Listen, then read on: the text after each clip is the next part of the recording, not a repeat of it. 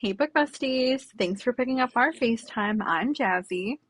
And I'm Lexi, and today we have a fun different style video because only one of us is going to be really talking.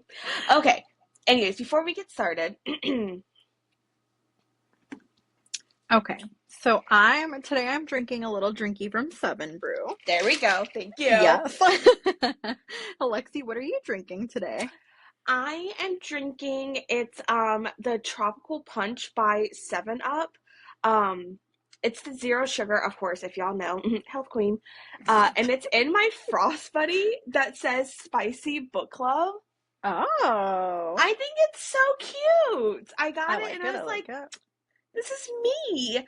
So it's actually like really good. It's like obviously carbonated too, so it's like that little bubbly. Oh, so good. Uh but you know what's better than drinks? What? Books.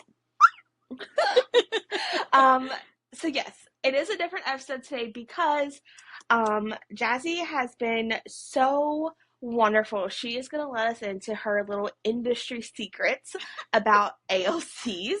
Um, First of all, I'm new to this. So, what is an ALC? Yes. So an ALC is short for Advanced Listener Copy. So think of an ARC. It's an advanced reader copy. So you either get a paper ARC, so like the physical book that's advanced for you, or an advanced ebook. So obviously you guys know what ARCs are, or if you don't know what ARCs are, authors or publishing houses will provide you with an early copy of their book for you Mm-hmm. to read and hopefully review and post, an unbiased review.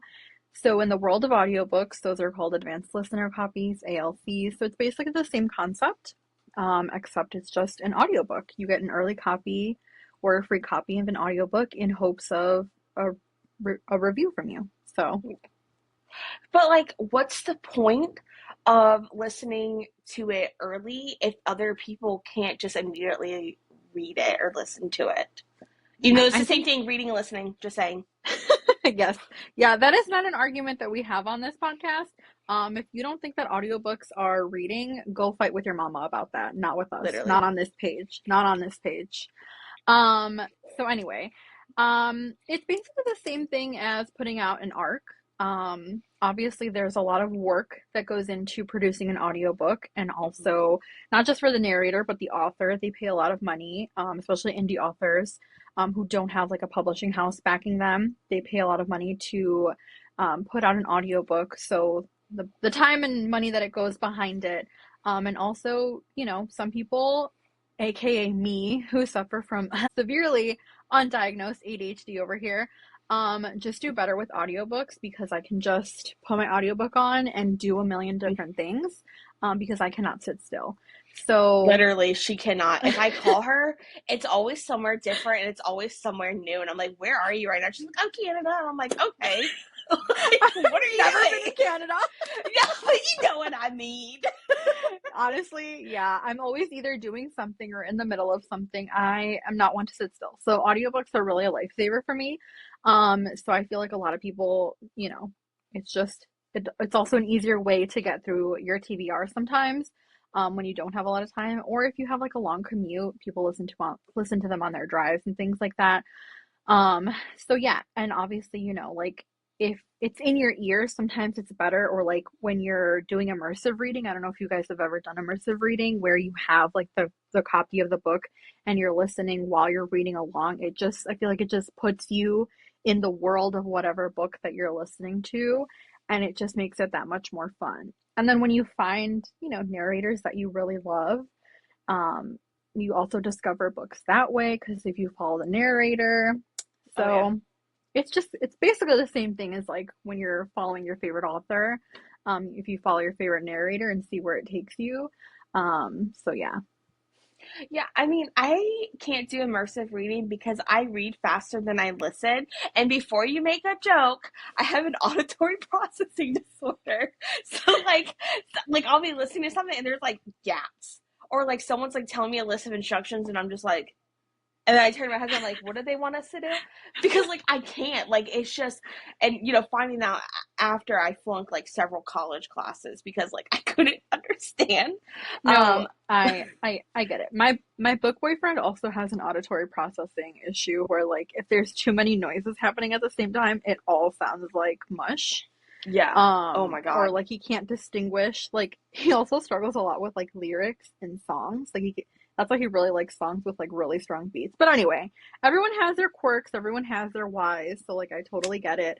Um, Immersive reading, sometimes I do find that like I will read faster than the narrator. And I haven't been one to like pick up the speed on audiobooks, but recently like there's been a few that I'm just like I'm gonna put this on like 1.3 see what happens. Yeah. Oh my God. Yeah. Okay. So I gotta know because like if you guys have not seen her Instagram, which you are literally cheating yourself if you haven't, she makes the cutest like little graphics, especially for her ALCs. There's always like a review, the cover, where she got it from, whatever. You are constantly posting them. How many are you doing in a month? So I would say that it's actually picked up from when I first started doing ALCs. Mm-hmm. I think right now I'm doing like 2 to 3 a month, which is again, it's a lot for me because I'm, depending on like my interest and what's available. Because with ALCs, just like ARCs, you have to apply, you have to put your information in, and either the PR house or the publishing house or the author has to take a look and see if they approve you getting the ALC or not. But right now I've been lucky enough to get quite a few, and literally I was telling my friend the other day that like because she saw my post about the arcs that I have on my Kindle, and I was telling her like I have like 3 ALCs on top of this, and she's like, "How are you doing it?" And I was like, "I don't know, man. I just gotta stick to this list and go." And I finished like one off, and literally another one came in, and I was like, Like you're applying for them or I was like, whatever, and like you're still shocked when you get them. I know, no, I always am shocked when they're like, "Yeah, here you go," and I'm like, "Thank you." So like, I don't know, would you say like you're doing one a day or No, not one a day. Because right now in this era of my reading journey, I am one of those people that now reads like 4 books at a time because I have like book clubs, buddy reads, and the and like, yeah, I've come a very long way, guys. Before I could only do like 2 at a time. It would be an audiobook and an ebook, or like a book on my Kindle. But now I'm doing like an ALC, one on my Kindle, one for book club. Like, there's a lot going on. good God. Okay, wait. So did you say the number? Like how many are you doing in a month? Yeah, two to There's the three in a month. ADHD. 2 to 3 a month? Oh Yeah. my God. Okay, that's a lot. That is a lot. Okay. Plus, like I said, she's doing these graphics and stuff, which is part of doing ALCs, right? And we're gonna get into that. So first, how do you apply for these? Like, how do you find them? How do you apply for them? And like, how long does it usually take to hear back? I'm currently part of a couple of street teams. And one of the authors, the first street team I ever joined in my life was Helena Hunting, and she was the first person who gave me like an ALC and an ARC. So, and like she was actually the first author that I read a hockey romance from. So Helena Hunting has Oh, my whole heart for the rest of my life. Also, she was the first author to send me a PR box. So shout out Helena Hunting. I love you so much, Queen. Yay. Um, so I'm part of her street team, and as being part of her like Bass Babe Brigade, that's what they call us, whatever. She has a form that she puts out whenever she has a new release, and as as long as you click that you want the ALC, they'll send it to you through NetGalley. That's happened for all of the releases that she's put out since I've been on her street team, and I've been lucky enough to get an ALC for her ever since I've been on her street team. So that's one way. If you apply to be on a street team, which I would recommend, you keep an eye out for your favorite author when they have like street team applications, or when they put them out. Just keep an eye, follow your favorite author, and you'll kind of see like if they have a street team, if they're looking for a street team, and when they put that out, that's an opportunity for you to either get ARCs or ALCs. But the other way that I do it, and this is where I get the most, is I will follow either production companies, so like mm-hmm. Podium. I'm also a Podium influencer. So Podium Me sends out, too. yes. So Podium sends out their ALC lists once Okay. a month at the beginning of the Mm-hmm. month. and you have to act fast. Yeah. Because they will put out their whole list of what they have for that month. So it's romance, dark romance, fantasy, thriller, mystery, everything that they have going out for that month is on this one list. And Hmm. you can only pick one. You can only pick one a month because what was happening previously was that people were getting it and whoever looked at it first was applying to all of them and getting all of them, and it just wasn't fair. So they changed the way that they did it. So you get it once a month, you pick one, they send it to you, you post a review, and they just ask that you send them their links. So there's that. Another way to get it is following a PR house. So like Lunar Literary, Valentine PR, and House of Hearts Lit. That's another one. They're all on Instagram. I'll put them up here. If you follow them on Instagram, they will constantly post when they have ARC opportunities, ALC opportunities, and you can basically apply that way. It's typically a Google form that's in their bio, and you just put in your information, and they do ask you for your username for your social media. And some of them do ask you for your Amazon link. So if you haven't reviewed anything on Amazon in terms of like your books that you're reading, I would suggest that maybe you start by doing that. Hmm. Because one of or some of the authors or some of the PR places that look at your information do ask to know if you review anything on Audible, review anything on Amazon. And if you haven't gotten an ALC or an ARC yet, I would suggest building up your reviews there along with Goodreads because they do also ask for Goodreads. But especially with ALCs, they do look at Audible and Amazon. So that's another thing. And then the other Okay, one is good to know. just, yeah. And then the other one is just following your favorite authors. If Hmm. you know your favorite author has an ALC coming out, follow them. Typically, they will post like, "Oh, here's the ALC," and they'll let you know like if it's being handled by them or by like a PR house or like their personal assistant. So that's how I would say that I get most of my ALCs. Like I said, right now I'm lucky enough to be part of a street team and part of the Podium Influencer program, so I do get some that way. But I do get other ALCs through like PR Instagrams and just following my favorite authors. So you can also do that. We don't Yeah. gatekeep around here. No, we really don't, because really at the end of the day, you're helping the community grow. Yeah. And from what I understand, you don't need a large following for these. You just need consistency and a review platform. So yeah, I mean, I've been beefing up my reviews, and that was like one of my big like goals this year was to review every single book I read on some type of platform. Which, girl, I'm like super behind. Trust me, it is so bad. Anyways, what genre of ALCs do you like primarily gravitate towards? I feel like I know, but I'll try to act shocked. Hold on, I'm gonna. It's dark romance. Oh my god, are you serious? All right, guys. I had no idea.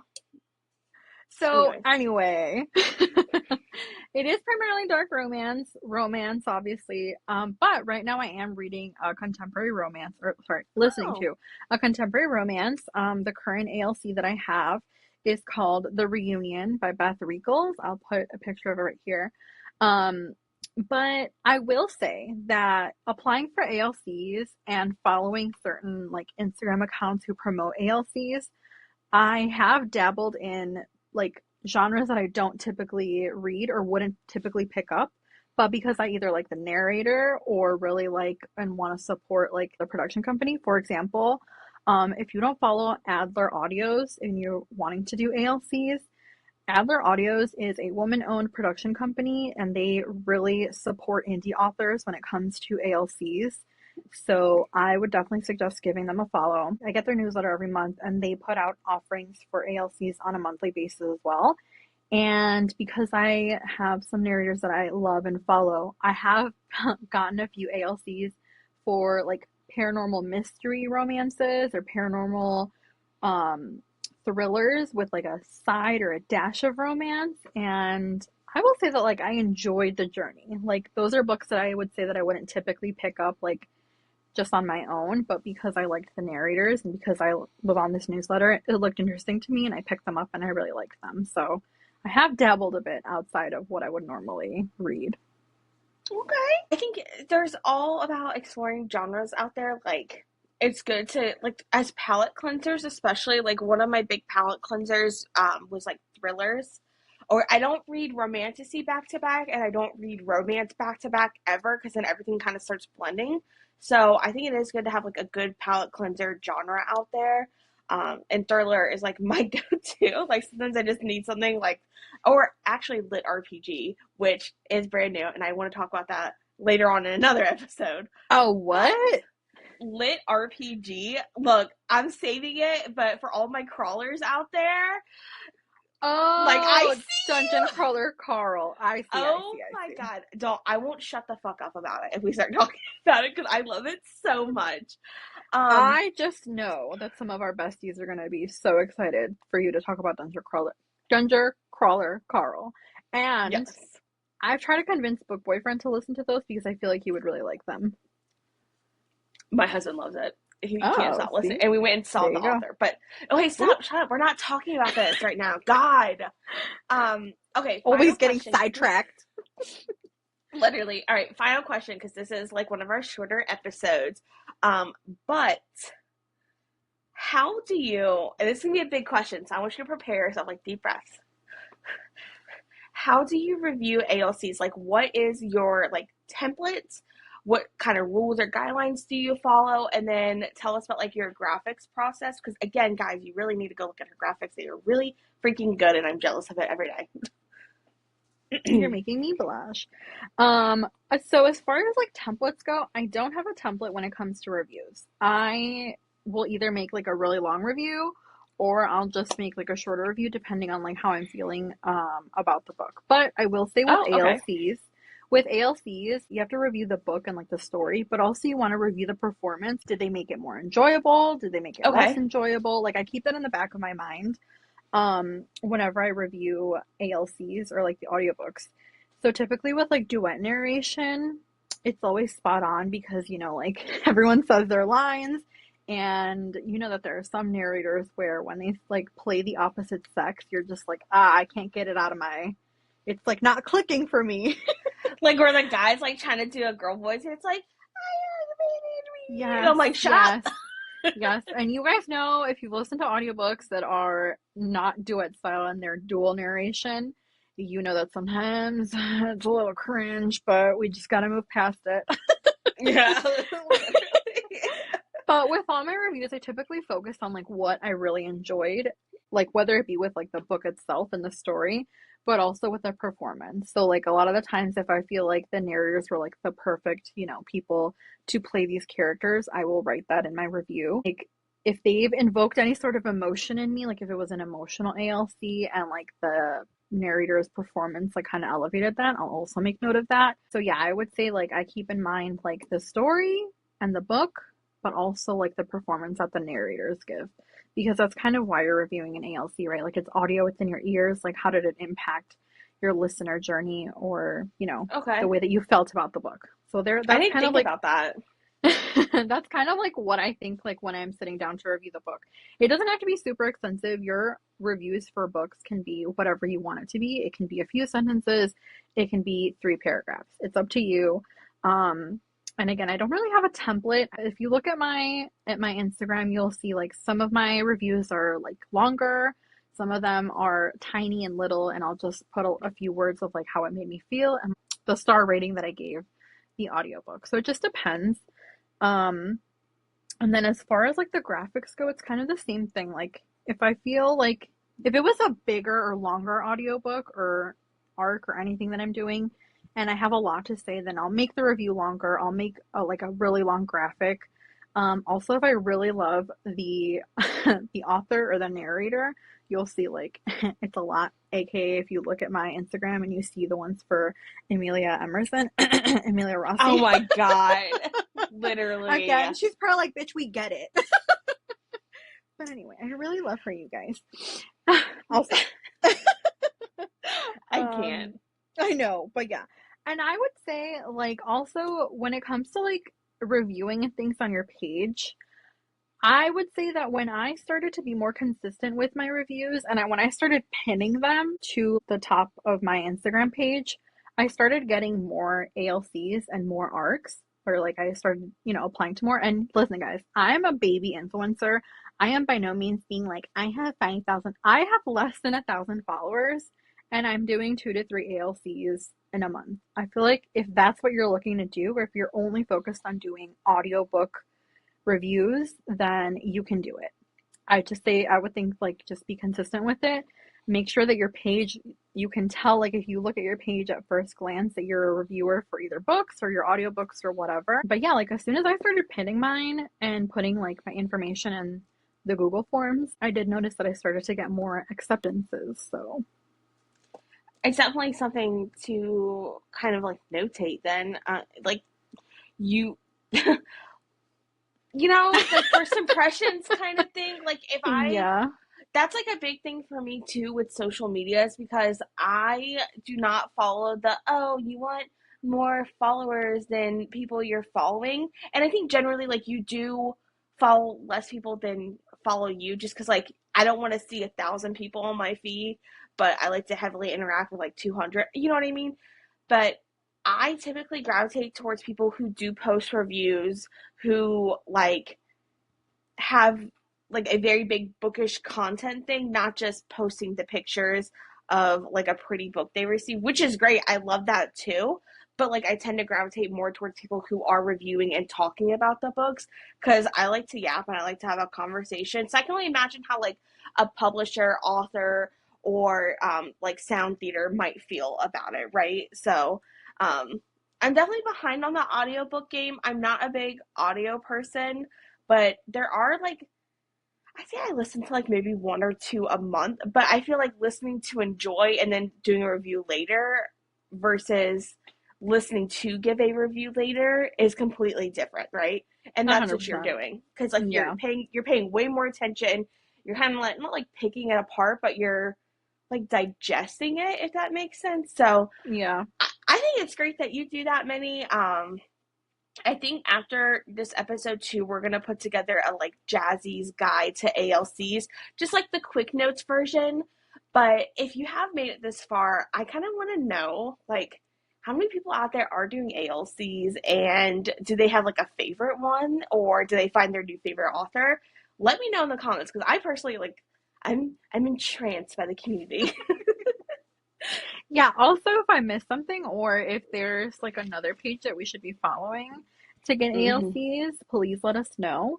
But yeah, I mean, all my reviews are on my page, and if you're a production company, your girl wants to listen to your romance audiobooks.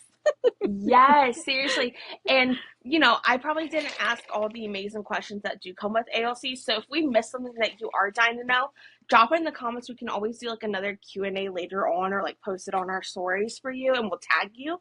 But yeah, I know this was like a short episode, but I feel like it was really nice just to like kind of dive into a different type of world. And I'm kind of interested now. I'm gonna be like Googling some stuff. So thank you for joining, you guys, and listening to our FaceTime call. It's kind of creepy. You're sitting there in the background listening to our call.